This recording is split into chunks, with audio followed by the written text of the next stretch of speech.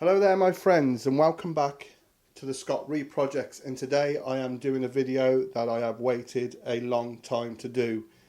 Fantastic hogs pudding. Now hogs pudding, very simple like all old traditional butchery preparations, not a lot goes into them.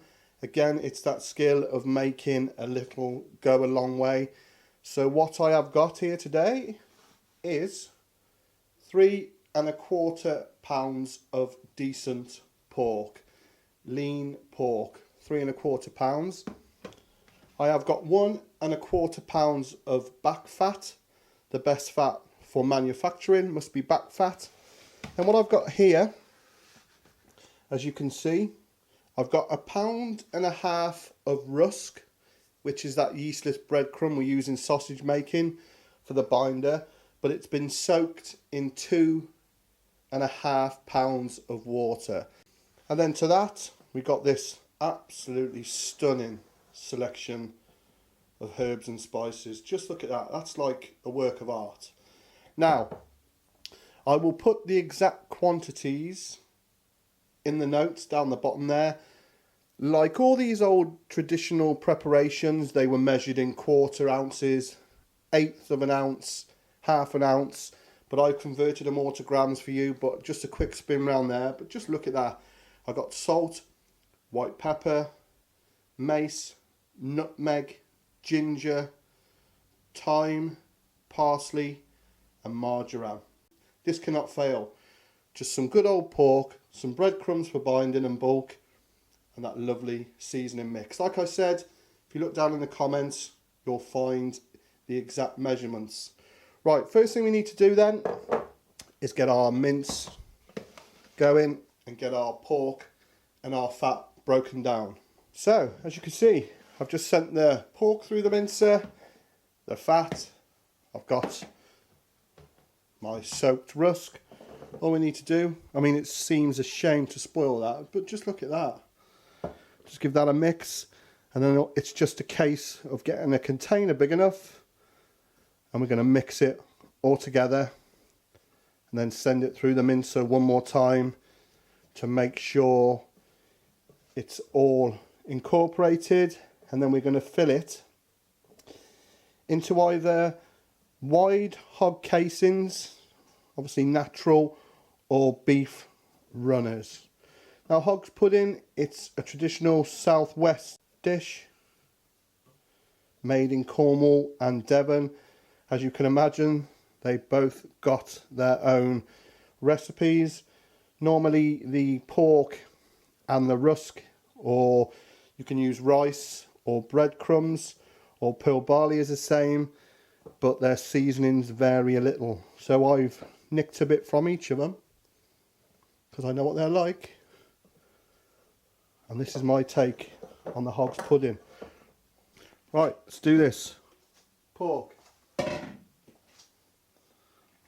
Fat. There's lovely plumped up rusk. That goes in. And it's a case just getting your hands in and giving it a preliminary mix. What a good word, preliminary. Into that, our seasoning. It looks a lot, but remember, this is all natural. This is not out of a pack. This is how it would have been made by blending all the herbs and spices. And what I would do is, once I've given this another thorough mix, I will send it through the mincer, and I may add just a spot of water to loosen it. Obviously this rusk will take 2 times its weight in water, so I've added 1½ pound of rusk but only 2½ pounds of water. But I did that on purpose so I could check the consistency, but I might top it up with that extra ½ pint of water. But that, oh, smells epic. I mean, the simple things, you know, are just brilliant. Right, I shall get that through the mincer. As you can see then, that's gone through the mincer again. It's just a case, as we're making sausages, just give it a good old mix to create that bind. Like I said, if it's a little dry, you can add a touch more water, but that's looking absolutely perfect. It smells divine. Look at that. Getting that bind on as well. So I shall mix that then, and I will get my sausage stuffer set up. And like I said, either wide hog cases or beef runners, either or either, and then we will cook them off. And these will be boiled like you would a black pudding or a white pudding at a constant 180 for about 35-40 minutes, but that is superb. So I've got the wide nozzle on my sausage stuffer, making sure not to stuff these too much, just allow for a little bit of expansion. As you can see, I've got ox runners on here, what we use, like I said, for white and black pudding. Got a little bit more play with these. Obviously they're a little bit thicker, but you still don't want to overstuff them. That is beautiful. It's a beautiful thing, baby. Look at that. What a lovely sight to behold. So all we need to do now is tie these, and what we're going to do, similar to white pudding, is a starting knot on that one bit of skin there. So one knot, then fold it back onto the knot, and securely tie it off. And then these are going to be doing in rings, so get a decent sized ring,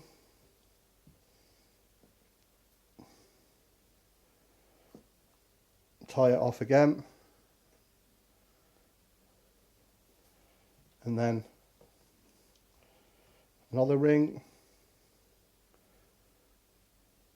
and so on and so forth until you've used all your mixture.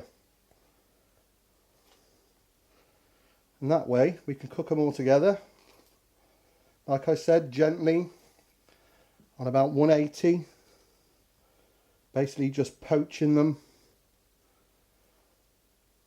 And then obviously that end we will just tie off, leaving that string long so we can get it out of our container. Once we tied that end off there, there's one bunch of hog's pudding ready to be cooked. So if you don't feel confident to do the bunch there, just take your time, tie a knot individual, and then just make a horseshoe if you feel a bit more comfortable, or even just leave them in decent sized lengths. Either way, it will work fantastic. So like I said then, if you look in there, it's just barely a simmer. It's more a poaching style. And that, look at this lovely old school thermometer, is reading 180. Keep it a constant 180. And like I said, time in horseshoes, rounds. I've done a single one there just to show you, but we're going to poach them, simmer them, whatever you want to call it, for about 30-35 minutes. So these have been cooking for 35-40 minutes. All you need to do then is to cool these down. You could put it in an ice bath, water with ice cubes in, or this way in a nice clean container, some nice cold running water, and then just bring them down to temperature, cool them down, and then we will put those in the fridge and let them go cold and let them set, and we will check on one very shortly. Right then, so we've cooked our hog's pudding. We've put it under running water or an ice bath as you wish. Put it in the fridge, let it cool, let it set. This still is a little bit fresh, but I've cut the ends off to show you what it looks like. And remember, this is already cooked, but it's just boiled. So to take it to that next level, although you can eat it like this, and a lot of people do, Let me just show you how good that is. What it really screams out for is cut a few rounds, fry it off in the pan with some nice bacon and some egg. I haven't got no bacon, I haven't got no egg, but we're going to fry a bit anyway. But just look at that. I mean, it tastes beautiful as it is.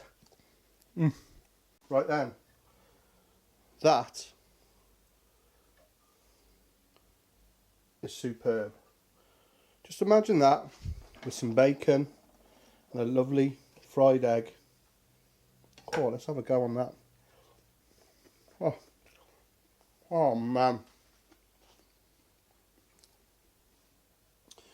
That's like white pudding, but a more meaty. That is stunning.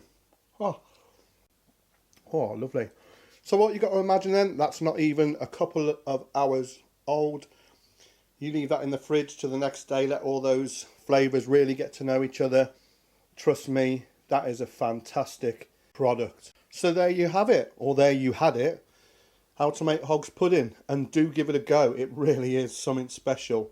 The flavours and the texture, a stunning, stunning product. And if you've liked what you've seen here today on the Scott Rea Project, as per usual, click down here somewhere and subscribe. Find me on Facebook at Scott Rea or the Scott Rea Project. Also, guys, find me on Twitter at the Scott Rea Project up there. Leave any comments, any questions, I will get back to you and answer them. I've got to go now. I've got some more boiling over here. I'll see you again next time. Hogs, pudding, rocks, baby. There's the proof. Take care.